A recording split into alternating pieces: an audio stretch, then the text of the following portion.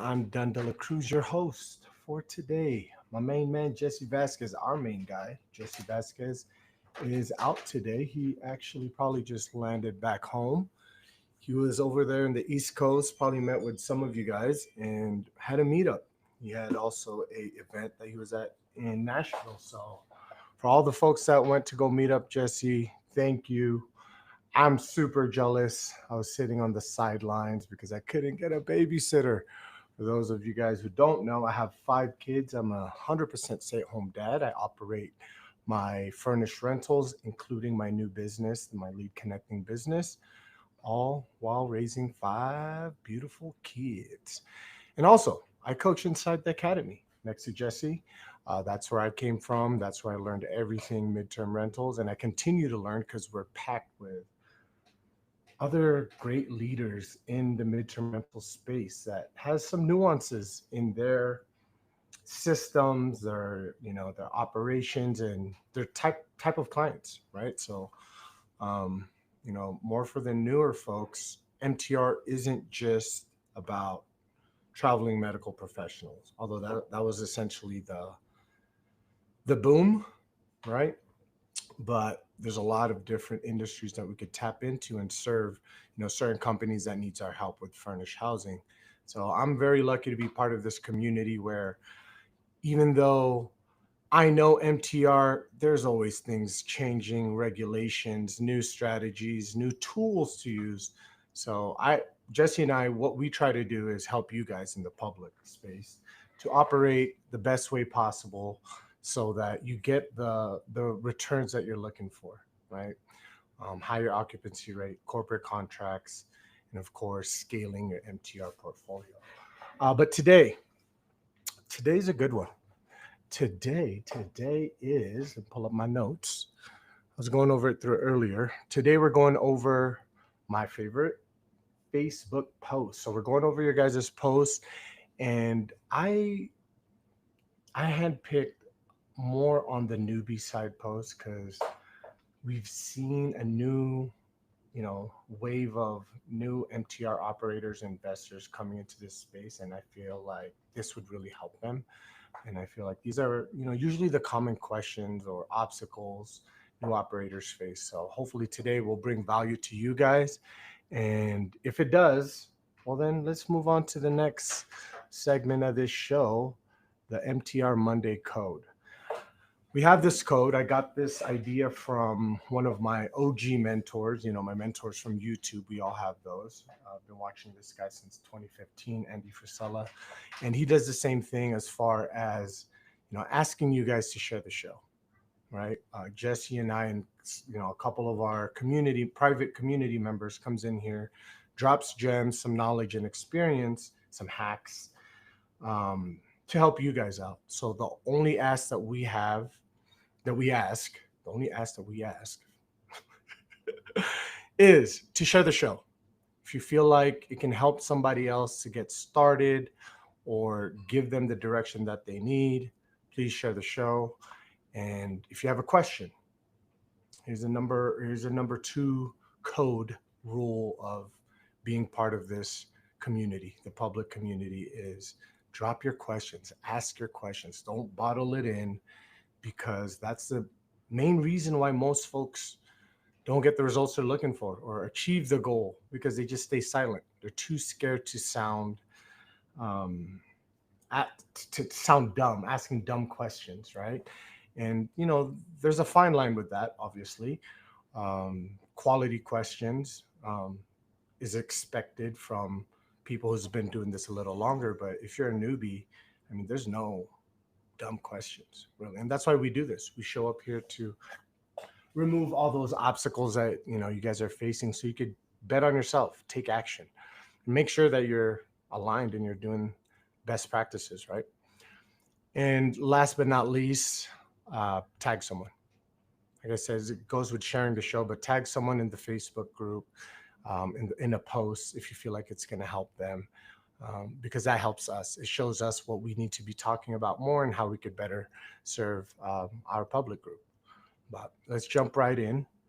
We are, oh my gosh, I've been talking and my screen has been sharing. So today we're going over Facebook posts. Let me do this real quick just to, there you go. Now you see my baby face, peach fuzz. My bad, y'all. You already know my tech skills are, I feel like a caveman. Jesse knows that. But yeah, so we're going to be going over the post and I'll give my thoughts, my guide you in the best way I can from experience and from coaching other hundreds of other MTR operators, some of the big dogs that you know of today. So I'll try to give you guys that gem that you need. Let me share my screen. All right. Sure.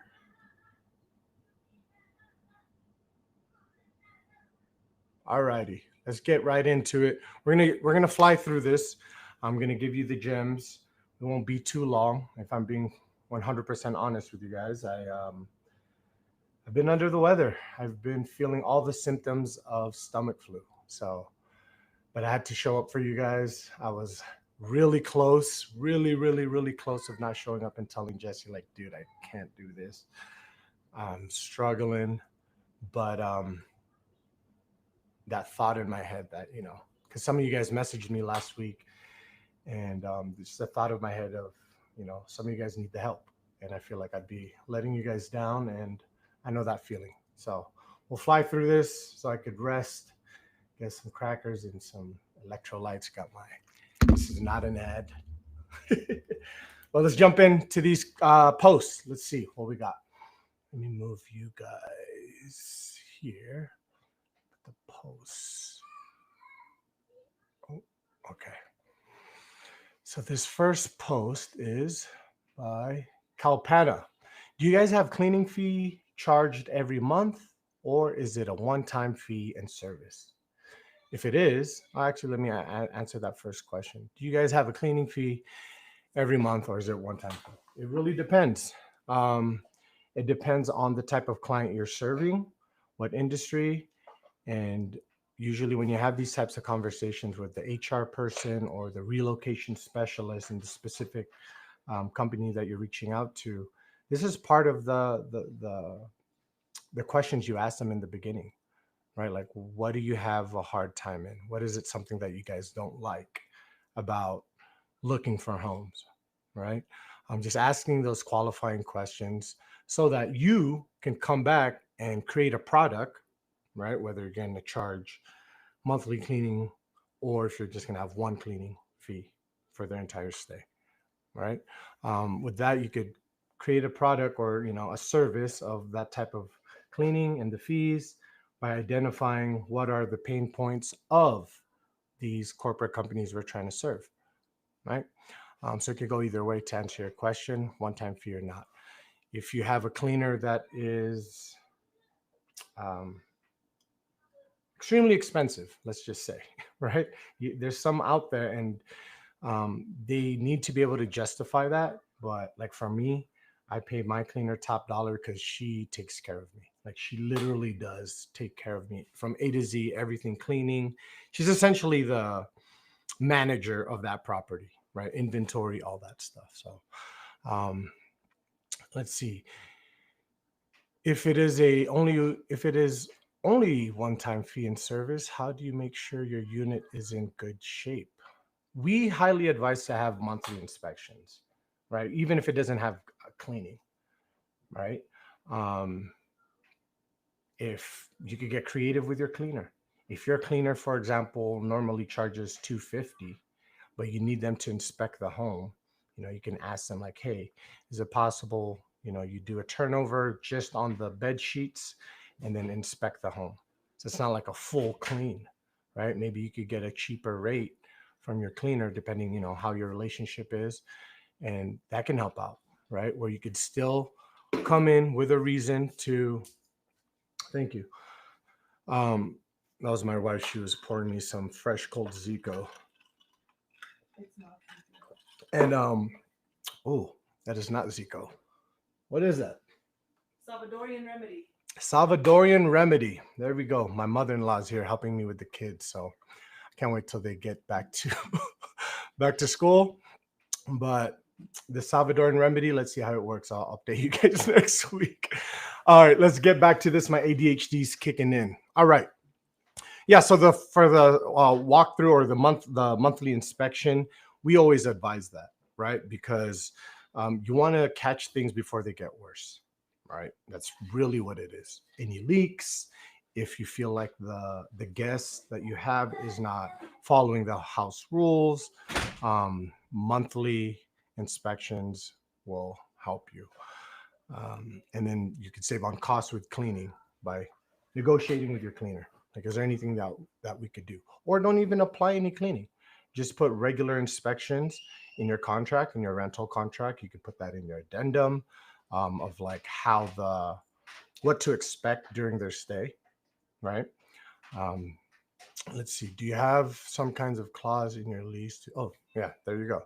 So there's a lot of different clauses there, and especially when you're working from different states, it's always best to ask for a lawyer to review any type of contract you put together. I use Turbo Tenant. It makes it super easy for me whenever I'm drafting rental contracts. Holds my hand. And for addendums, it's really what you both agree on, right? Like house rules. These are the house rules, right? Who trash is supposed to be taken out on Wednesdays, for example, right? It's the same thing as inspections. There is monthly routine inspections, and then you're going to write out exactly how that is. And I'll bring that part up to either the relocation specialist or the HR person.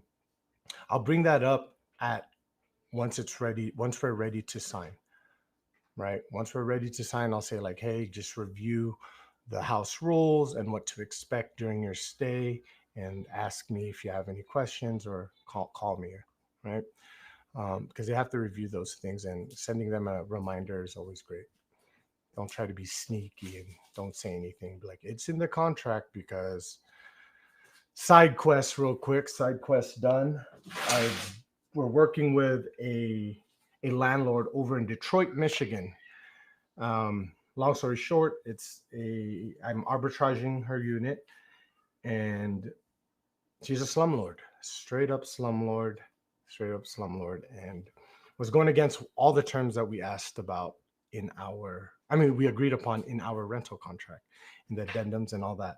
Point of that is, people who's slimy, people who try to, come up on you on a quick one, they will, no matter what type of contracts you have. Just be prepared for it. So luckily for me, I was able to reach out to my community. One of our OG students in our group is from Michigan, and he referred me to a lawyer. So they're taking care of all that for me. It was stressful. I'm not trying to make it sound easy, but if it was just me by myself, yeah, I'd be having stomach flu symptoms for sure. All right, let's move forward. Hopefully that helped. Let's see what we got. Renell. Okay, let's see what Renell got. Renell said, hi all. I'm new to the group and new to MTR in general, but I've been diving into it and am excited to grow my rental portfolio in MTR community. I'm moving at the end of the year, wanting to turn our home into a midterm rental. I'm moving at the end. Since we are living in the home still, we weren't able to fully stage it and get all the photos needed for a listing. Is it pretty crucial to have listing photos before promoting our home? I want to start calling companies this week to start networking with construction companies and real estate agents, but I don't want to be disregarded if I don't have many photos of the property to promote yet. I love this. I love that you're being proactive. This is extremely thoughtful right now. Extremely. Not a lot of people thinks the way you think, and I'm starting to see a slight shift like that. I talked about this last week, where a lot of newbies out there think listing your property on Furnish Finder, Airbnb, all the the websites, OTAs, that's enough. It's not. That's a quick way to lose.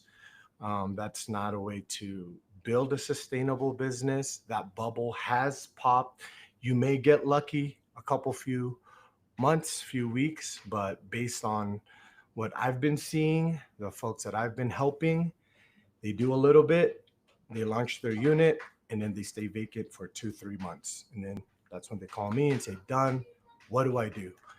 So Renell, why did I mention that? You are thinking ahead than most.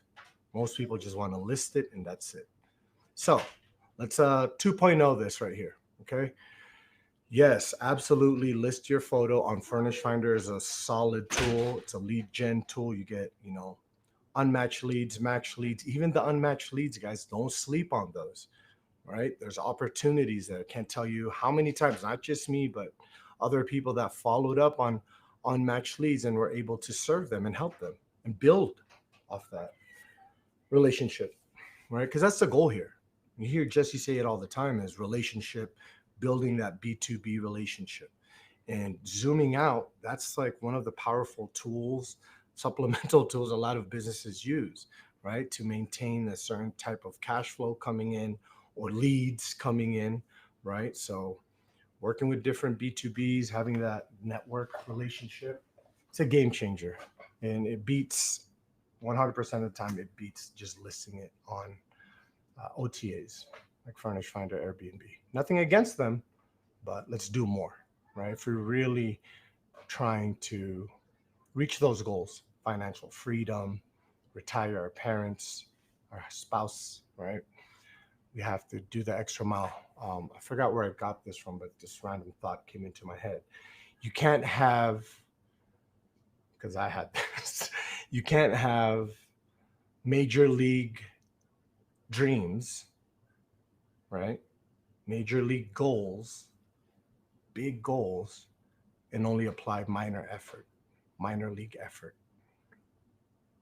When I first heard, I forgot who I heard this from. I know it's from Asian dude, but when I first heard that, I was like, wow, that is factual. If you want, what you want, why you got into real estate, for whatever reason, you got laid off from your job, you're tired of your job, you want to leverage whatever benefits you could get from it, tax benefits, you want an extra stream of cash flow, whatever that case may be, right? Financial freedom, generational wealth, those big buzzwords that you hear all the time, right? You have to do the work. It's not easy. Nothing is easy. This is a broken record. If it was easy, everyone would be doing it, right? So you guys are already, levels ahead of folks who feels like they could just go on their own. You're part of this community. You're trying to get insights from other folks. So you're almost there. You're doing the thing. Alrighty, so promote your home for sure. Is it crucial? Yes, absolutely. Why? For a lot of reasons. It's crucial because if you don't have marketing skills, if you don't have customer service skills, if you don't know how to sell, if you don't have sales skills, this is the perfect time to start practicing, right? I didn't have any of these things when I first started. I just watched my mentors. I watched people that was doing it better than me. I got training. I've joined other coaching programs, even outside of real estate, just to pick up the skills that I need in order for me to get to those major league dreams, right? So absolutely post your photos. Also at the same time, start building your local network, other operators within your radius, comparable properties, and then build off of that. I know this is the question. What if I get a booking and my house is not ready? That's a good problem to have, which happened to someone, Frankie. I don't know if he's watching this right now, but that's what happened to Frankie. I told Frankie, I'm like, Frankie, just list it. He's like, yeah, but I don't have my contracts ready. I don't have this ready. I'm like, dude, trust me. Like, just have that ready. Just list your property and then we'll take care of the next problem, right? You have people around you, right? Don't try to figure out the whole thing. Let's see. I want to start calling companies. Yes, start calling those companies and try to see what value you could add versus another fast way to lose is calling a company and say, hey, I have a furnished rental, brand new property. You have to remember, guys, we're calling companies, folks that are working at their W-2, they have a quota or they have, a pile of folders, a task to do, and we're calling them randomly without the right approach. It's not so much on what you say, but how you say it. And that's why a lot of people is not getting the connection that they need when they're trying to serve companies, get those corporate contracts. So I'd work on that. Unless you already have that, then cool, you're ahead of the game. Let's see. Michelle Romano. Hey, fellow host. I'm starting to co-host, manage other MTRs, and working on my property management agreement. I want to make sure I'm covering all the bases. Would anyone be open to sharing a version of theirs, or even just a rough outline or redacted version of what they include? Totally understand if not, but I'd really appreciate any guidelines. Okay, co-host manage. I saw this one, and I saw one of our private mentees comment on this already, but I did want to bring it up. We have to be mindful when we say we're managing properties and co-hosting properties. Legalities gets, in the way. There's two differences right then and there. All right, so we have to be mindful with that. One thing that I've noticed with co-hosts is a lot of folks will say, yes, we co-host, that's what we do. We do STR, we do MTR. However, I've been on the client side where, they spoke to me and they've had a co-host, but no MTR leads, no corporate contracts. The property's just listed on Furnish Finder, Airbnb, 30-day stays. And usually these owners, right? Usually it's doctors, that type of clients gets that type of service, a co-host service, because they're too busy. But they're confused because they're like, oh, this person said that they would do, they take care of everything, keeps their units booked, and get MTR clients. And my go-to question all the time whenever I speak with a client is, do they generate leads, right? What type of companies have they worked with before? Did they show you any receipts, proof, or anything like that, or was it just all talk? So I've been seeing a lot of co-hosting companies saying, putting the MTR stamp on it and not delivering because they don't know how to do that part. They don't know how to do them. They have a general idea, but they're jumping into something that you haven't done. So, Michelle, with you, I don't know, based on what you've said, have you co-hosted your own property before? How many units do you have? I'm going to assume based on this post, I'll give two, okay? One, you don't have any properties. I don't advise co-hosting someone else's property if you've never done it yourself. As far as launching the unit, hosting the unit, hosting the client, right? That whole entire process, if you have not done that, I feel like we're not setting up our partners, our clients, property, the best way possible. So learn on your own dime, right? Fail forward with your first property, and then start co-hosting, and just be super clear on what actions you'll be doing, what to expect, how you want to be communicated, when you can expect meetings. Because if you don't lay it all out in that agreement,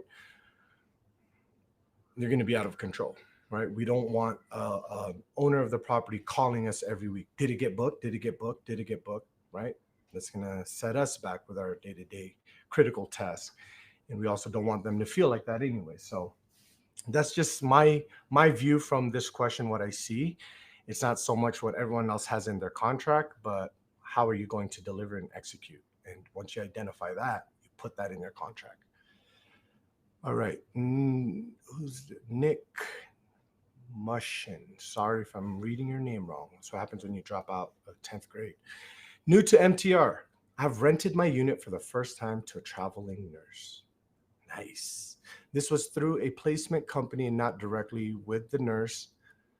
Their standard rental agreement went with a month-to-month agreement and not a 3-month lease.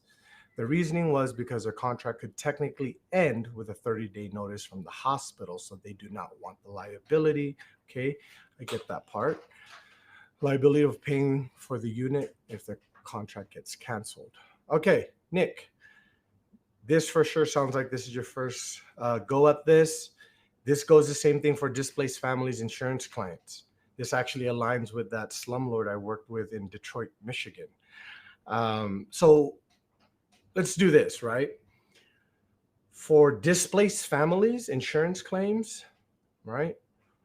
When they have part of the garage burned or whatever, part of the house is messed up and it needs, construction and all that, they could almost gauge how long it'll take. Oh, that looks like a 6 month project till the family could move back in, right? And sometimes insurance side will say like, yeah, we know for a fact it's 6 months minimum. We'll pay you the 6 months. We'll sign a 6 month, term agreement. And after the 6 month, because things could change, weather, construction will not finish on time, gets extended, you go month to month. That's like a standard normal thing, right? Versus this current or this past landlord that I arbitrage a unit for, they wanted continuously 2 months of rent in advance. 2 months of rent in advance. Yes.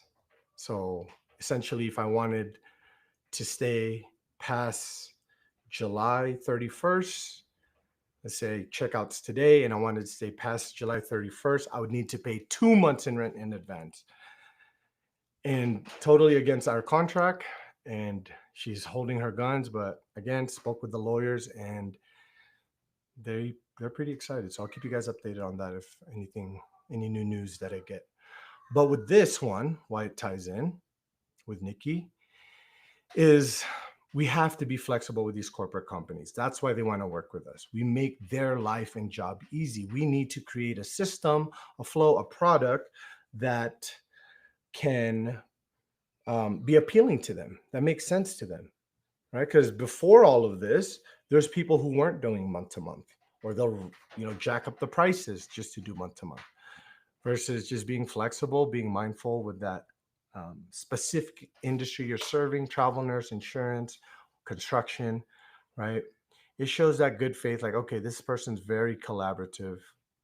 They're they're talking about exactly what we're looking for as far as housing. And so that's very normal. For a travel nurse, same thing. Things could change. That's why they go month to month. Let's see. Number one. So my questions are, no, I didn't finish this part. The nurse has a contract through the beginning of October with a possibility of extending for another 3 months. So I have blocked out my schedule until then. I already have another person wondering if they could book my unit from October to December. Okay, so that's a good problem. Not exactly sure what is best procedure here. So many questions. Okay, so this is good. This is really good, Nick. And this is seriously like the things that we cover in our private, in our academy. And I get it. You don't know what you don't know, but there's a lot of opportunity right in front of you right now that will just skyrocket you, right? And if I'm being frank right now, is you don't want to lose on these opportunities. So you need to get the proper help instead of kind of like going on the Facebook group, getting a little bit of answer. You need the full enchilada, the whole enchilada. Does that make sense? Because one, if you had a network within your market, you could just build that bridge for that lead that you have. Build that relationship with this new lead, new housing request that you have. You're still serving them, just not in your property. And if you really wanted to, you could make extra cash flow when you're passing down that lead to operator down the street that you've became friends with, right? That's an extra stream of cash flow. That could be emergency. That could be save that for vacancy, right? Because we all know MTR has a lot of vacancy. But if you're working with corporate contracts, those vacancies don't even matter anymore. The margins that we get. And so that's going to be number one. How often do you allow MTM contracts versus 3-month minimum? If you do a 3-month minimum, do you convert to person says, yeah, this is a lot. So if it was this travel nurse specifically, medical professional, I'll just go month to month. Just go month to month. You could do a 2-month contract and see if they'll bite that. But that's what their standard is. That's, standard practices for them. And once you work with different crews, different industries, you'll see it's different. So you're going to have to create a new product, right? A new service, a new approach. Let's see. Number 2, I like to connect relationship building with a placement company versus an individual. In this case, would you block out October, December with the hopes of contracts being renewed, or would you go ahead and let the other person book October, December? This is a good one. This is a real good one. So for me, I don't let people book ahead in advance unless it's a direct booking, like someone I know, B2B relationship that I have, someone I know, somewhere from the public, right? Like my calendars are blocked. The only calendar that's open is Furnish Finder. That's really the only calendar. Everything else is blocked. Like Airbnb, if they get a book, if they stay with me, Airbnb, 2 months, let's just say, and they don't do direct bookings or couldn't get them off platform, whatever the case may be, my calendar is going to be blocked because it's within Airbnb booking, right? That's why you want to market in different areas and not just wait on that, but also outreach, right? The phone calls, the emails. Don't just sit down and hope for the best. I agree. Building a relationship with a company is going to be super key, but you also don't know the travel nurse. What if they got it good with the supervisor of that company, right? See, all these thoughts, there could always be so many what ifs. So many what ifs. So you have to decide which approach you want to take, because both road has been taken. I've seen it, and they've gotten the results, and both road has been taken and they both failed, right? And usually when they fail, they give up, they get upset, but that's actually the best time. It's an opportunity for you to 2.0 your process, your product, your approach, your script, whatever it is. When you fail, if you don't get the booking, if you could identify why it didn't work out, you're helping your business and your future and growing your business. Let's see, would you go ahead and let other person book October, December? And again, with what I said earlier, if you had a network of operators, this wouldn't be a problem, right? You just alley-oop, build the bridge, hey operator, I have a lead, you want to collaborate on this. I've done LTR for a long time, and the vast majority have been 12-month lease, every month to month. Washington State, Washington State laws are strict, like the West Coast, California, right? The nuances of MTR is still new to me, so suggestions on how to handle this and best practices moving forward. Best practices moving forward, get the education and coaching that you need to really thrive in your new journey. That's the best suggestion I could give, because I could give you this little bit of information, but I don't know what you're going to do with it. I don't know if you're even going to follow through, who's holding you accountable. Are you saying it the right way? Kind of like what I said earlier. It's not what we say, it's how we say it, right? So this specific situation needs experience, help, and coaching. Mandy, hey everyone, I'm ready to purchase my first MTR. Already have a 2-unit LTR, but I am struggling with finding a market. How do you analyze for demand and whether or not the market is saturated? Where are you finding the data? Okay. And I love some tips on interpreting the data. Okay, so market analysis is super key. I've seen too many people buy homes, want to do MTR, and don't know a single thing about MTR and just watch a couple of YouTube videos. It's dangerous. Like, how do we know we're getting a deal? How do we know our numbers, our pro forma is conservative, right? Like when I'm running numbers, when I'm coaching folks, I'll say, if I could keep my head above water at worst case scenario, right? 70% occupancy rate throughout the year, right? No corporate contracts or anything big like that.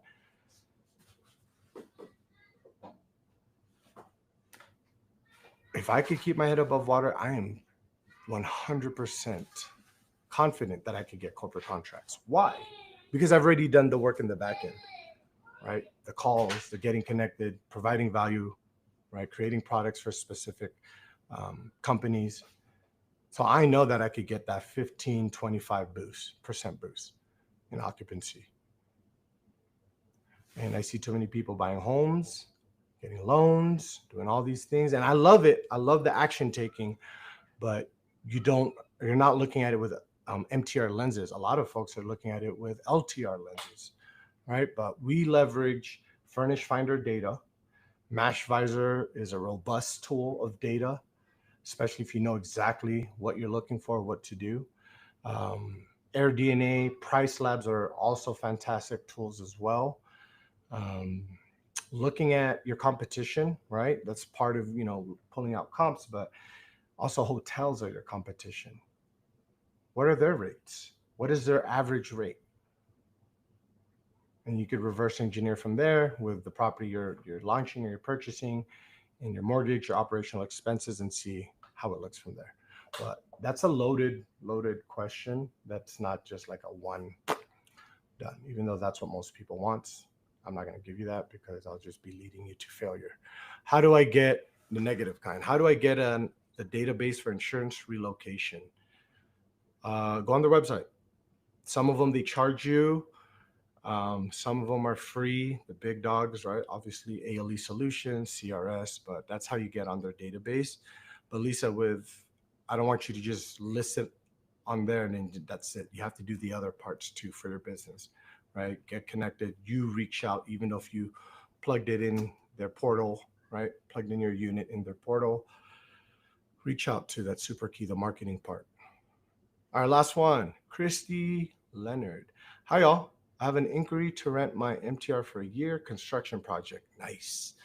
Employee reached out to me, tenant applied personally, tenant application looks good. Question, he said, rent is paid by my company. Okay, cool. Advice on how to structure the lease, questions to ask. I use Rent Ready. Thanks for any advice. First one like this. Okay, yeah, so just have you're gonna have a corporate lease, and then in your addendum, it's gonna allow you're gonna have it in your addendum that you're allowing, let's just say XYZ Construction. That's your tenant, XYZ Construction, your tenant, right? Their occupant, person sleeping, occupying the house is going to be Tim Brown, whatever, right?